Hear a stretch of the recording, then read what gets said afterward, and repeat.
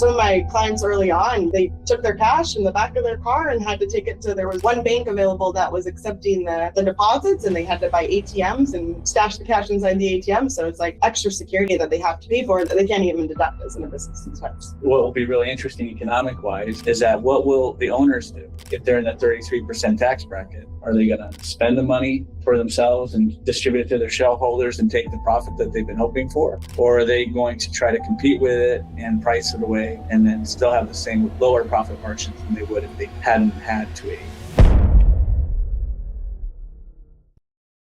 Building a legacy starts with the bold decision to take a leap of faith. Behind every empire lies a foundation of grit, willpower, and the courage to take big risks. Welcome to Entrepreneurship Unlocked, where world shakers in the business world gather to share their stories. We're diving deep into the mindset of the modern entrepreneur to show you exactly what it takes to become truly unlocked. Join us in the pursuit of excellence with your host, Seth Rudin. This is Entrepreneurship Unlocked. Hey there, this is Seth Rudin. Welcome to our broadcast. Thank you for joining Entrepreneurship Unlocked. I am very fortunate today to be joined by two great CPA and professionals from Opsahl Dawson. I have Kelsey, Ellis, and Diego de la Torre. We're going to talk about cannabis and the executive order from President Trump to reclass cannabis from a Schedule 1 to a Schedule 3. Kelsey, would you like to introduce yourself? Yeah, thank you. My name is Kelsey Ellis. I am a CPA. I'm also a partner and oversee our accounting and tax divisions. I have been working with the cannabis industry since pretty much it's been legalized in Washington. We were one of the first Vancouver firms to kind of bring on accounting and taxes for marijuana clients. So I'm excited to kind of talk about what I've seen, where I think it's going, and I'm just ready to, talk about some changes. Excellent. So glad to have you here. Yeah, thank you. And Diego? How you guys doing? My name is Diego de la Torre. I've been here with Opsahl Dawson for a little over 3 years now and public accounting for about 6. Here I am a practicing tax manager where I manage roughly 200 clients. Within that 200 client base, it's around 10-15% are within the cannabis industry, either growers or retailers. Outside of that, I also manage clients within real estate and other services like manufacturing and professional services. You have a special designation. You're not your traditional CPA. You have an EA. Can you explain what that means? Yep. So an EA is a credential awarded by the Internal Revenue Service. And what that allows me is unlimited representational power for taxpayers. I essentially can do anything a CPA can do within the tax realm. And by being an EA, my focal point is more on tax outside just general accounting like a traditional CPA. So you're an enrolled agent. Enrolled agent EA. I have to say 3 things. I've never met an EA before you. Really cool. I've also never met such a well-dressed CPA. Yeah, I really like to make sure my first impressions are well. So meeting Seth here face-to-face for the first time, I wanted to make sure that I left, a good image to leave off of. And that's kind of the big motivation for just having a good time. That's awesome. And you can also lift more than a ton of weight as a squat. That's amazing. Yeah, not over a ton on just squat, but quarter of a ton. Quarter of a ton, correct. So bodybuilding is one of my big passions outside of accounting and taxes, and I love lifting a lot of weight. So yes, I can squat quite a bit, 600-700 pounds for some reps. That's impressive. So we're going to dive into it. IBA also has experience selling cannabis companies. We've been doing that since roughly probably 2016. Cannabis has been around in Washington since 2014. Companies have slowly sold in the 20s, pre-20s. Now it's becoming more active, and we've been a part of that. And a lot of my clients use your firm and your resources, and some of you yourself. We've collaborated a lot of times. It's always been great. I'm excited about this topic. To dive right into it, can you talk about what is the current situation in cannabis as it is today? Yep. So currently cannabis is classified as a Schedule 1 drug. What that means, it's lumped in with things like LSD, heroin, and methamphetamine. And Schedule 1 says that there is no practical medical use for this drug. Now, recently, there has been an executive order under President Trump to reclassify it to Schedule 3. Now, Schedule 3 just limits it and permits it to say, hey, there is legitimate medical use for this drug. That's crazy that, you have medicinal cannabis and all this stuff. And, LSD and heroin seem pretty dang potent and dangerous. Does the public, you think, really understand the difference? I don't think so. So I believe it was first enacted as a Schedule 1 drug back in the 80s under the Reagan administration. So back then, cannabis was very unknown still. And I think that because of that, they wanted to be on the safe end and lump it with things like LSD and meth, which at that time I think were a little bit more known. I think now that we've evolved over the last 40 years and we've seen, medicinal use of marijuana, now is the time that's saying, hey, it's kind of safer than used to. Before we get into what it's going to be, how is the current state? What does that mean accounting-wise? Yeah, for accounting, we have to follow what we call 280E. So this is a restriction on all Schedule 1 drugs. So marijuana falls underneath of that. And that means essentially that we can only deduct the cost of good that it takes to sell that product. You look at that from two different perspectives. So you have your retail stores, they're only buying product from producers, manufacturers. So the cost of that product is essentially what they're paying them to use. Some CPAs like us will look for some indirect costs, like maybe anything that adds to the inventory, the storage of it, some indirect, anything that we can kind of attach to that original product purchase to kind of take additional expenses. But other than that, every other business expense is non-deductible. So your admin costs, your selling costs, your marketing costs, anything that is like a normal operating business expense, can't take it. So if you're in the 33% tax bracket, it takes you up to like 60-70% taxes. Yeah, that's a huge impact versus Main Street manufacturing company of Twinkies. Yeah. Right? They're going to get that deduction. Yeah.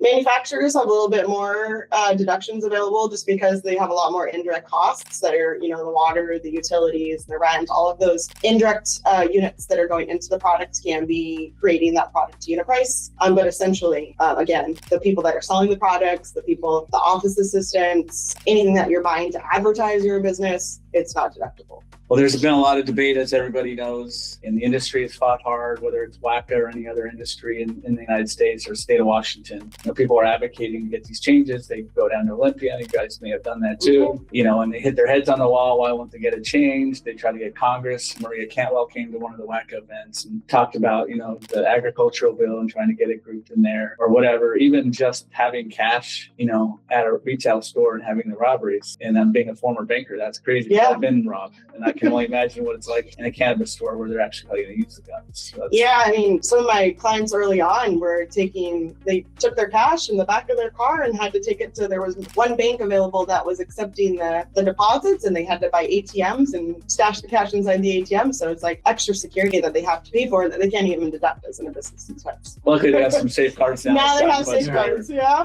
So now it looks like there's some progress being made. The Biden, now Trump, it looks like some things you want to touch on what's happening now. Yeah, so Trump just recently did this executive order back at the end of December to do the reclassification from a Schedule 1 to a Schedule 3. Now, so I was saying Schedule 3 essentially is now lumped with, it's still weird, it's still lumped with drugs like cocaine, but there's other drugs there, I think Tylenol or another kind of over-the-counter kind of drugs that is a Schedule 3, meaning that there's medicinal use for it. So now with this, the 280E implications that Kelsey was talking about, it's kind of out the window because that's only applicable to Schedule 1 and Schedule 2 drugs. So now it opens up Pandora's box and says, hey, we're not going to have to pay as much taxes. We're able to deduct all these previous expenses that we were previously unable to. That's great. That's going to make my ability to sell these companies. It should make it easier. But what are the implications that you see on accounting treatment now? And what do you see? Yeah. So like right now they have to keep contemporaneous records, which means like if they are allocating anything to their inventory, it has to be on a month-to-month basis, the same type of treatments to take those deductibilities of inventory. Now I feel like, you're going to start seeing accounting records being ran like a normal business. They're going to be able to kind of open up the doors and actually see their true profit and pay tax on their true profit. So I think it's all good news from what we're seeing. There's really three distinct verticals in cannabis, right? You're a grower, right? So you farm the product, you make, resin, etc. You're a processor, making a product like candies, gummies, and whatnot, or lemonade, infused. And then you're a retailer. Is there implications or changes that they'll see? Essentially, you'll probably see them continue to keep their books the same way just because, that's how they've been accounting for things. Newer companies probably will just be able to run it like a normal business. They'll have their sales on top, their cost of goods, and their general operating expenses, but just the tax deductibility of what they're going to see. And some of these companies that are hemorrhaging losses are paying tax because once you remove it back up to the gross margin, it's, you're essentially 60-70% that you're paying tax on, where now they're going to not have to pay tax if they're losing money. So it'll be good for all of them. Will some of the allocations go away and all that? I think some of the allocations will go away. I think they'll be able to kind of do cash basis. They won't have to look so hard in finding indirect costs or things that are directly related to their cost of goods and their products. We don't know yet when IRS is going to take this reclassification and put it into law. Hopefully that's, sooner than later. And we don't know if it'll be retroactive or from the point in time that Trump said it was an executive order, or if it'll be the next following tax year. We don't know yet. But once we do know, I think it'll be pretty straightforward. Makes sense. And there are some other things, Diego, that we talked about that would benefit and come out. What you want to touch on? Yeah, so I think it's going to incentivize a lot of investors to come into the cannabis space. So I think there's going to be a huge revitalization of the cannabis industry as a result. One of the things we were talking about specifically was research and development. So I think that's going to be a huge avenue in the future now that there is medicinal use for it. So you may see big pharma and other companies heavily investing in marijuana type R&D to create new drugs and whatnot. Makes sense. And how do you feel about the capital markets and financing? I think it's going to be great. Right now, there's two banks that a lot of my customers use. I think the credit unions, the federal, now that it's not illegal, they can actually probably fund the money. We don't know what they'll do yet, but once it's not federally legal, I think it'll open up for a lot of additional lending. It'll open up for them to go down the street to the normal bank that they're used to using, and it's going to open huge opportunities. I think there's two parts to that. And I think it's implied, like you said, in that 280E is a tax treatment, but the cross-border is still not passed in this bill, right? Correct. Yeah. So a national bank like a Bank of America won't do it, but a state bank will go deeper on products now. Yep. I do think what will be really interesting economic-wise, right, and we debated this over lunch earlier, is that what will the owners do, right? They're going to now have, say, if they're in that 33% tax bracket, are they going to spend the money for themselves and distribute it to their shareholders and take the profit that they've been hoping for? Or are they going to try to compete with it and price it away and then still have the same lower profit margins than they would if they hadn't had 280? Right? Bright future. Really interested in seeing how things pan out, what people decide to do. I definitely think market's going to change. Right now, you have, like in Washington, you can only own 5 licenses. So who knows if Washington will remove some of the restrictions and it'll either dilute the market or it'll be good for the market. So it's hard to see which way it's going to go when that kind of clears. Super. We do a lot of business with you. We don't just do cannabis, right? We do manufacturing, we do distribution, hospitality companies. You just want to touch base on what your firm does and how you help your clients? Yeah, we're a full accounting firm, so we do tax, accounting, audits, financial statements. We do full service bookkeeping as well. We also do, other valuations and other services as well, but we're in every industry essentially. So we're manufacturing, real estate, hospitality, not just cannabis, but we have, me and Diego work on a lot of similar clients. So we're heavy in real estate and development as well. But we do coffee shops, we do restaurants, small businesses to medium-sized businesses, and aerospace. Geography. We work all around the world. So I have clients in New Zealand. Let's go visit them. I know, right? They were living in I'll help you with the audit. I have an accounting degree. Perfect. Yes. Yeah. We use full service. So we will service anybody virtually. They can come into office. We have 4 locations: Vancouver, Lacey, Kelsey, and Bellevue. So we have remote employees too. So we have over 150 employees right now. So we take on new clients all the time. Diego, how do my audience contact you with any questions about this topic on cannabis or any other reason? Yeah, feel free to shoot me an email if you want to connect and talk about it further. That's you can do that at diego@opsahlco.com. That's diego@opsahlco.com. Wonderful. Again, I'm Seth Rudin. Please follow us on YouTube, Apple, Amazon, Spotify, etc. Thank you so much. Have a great day.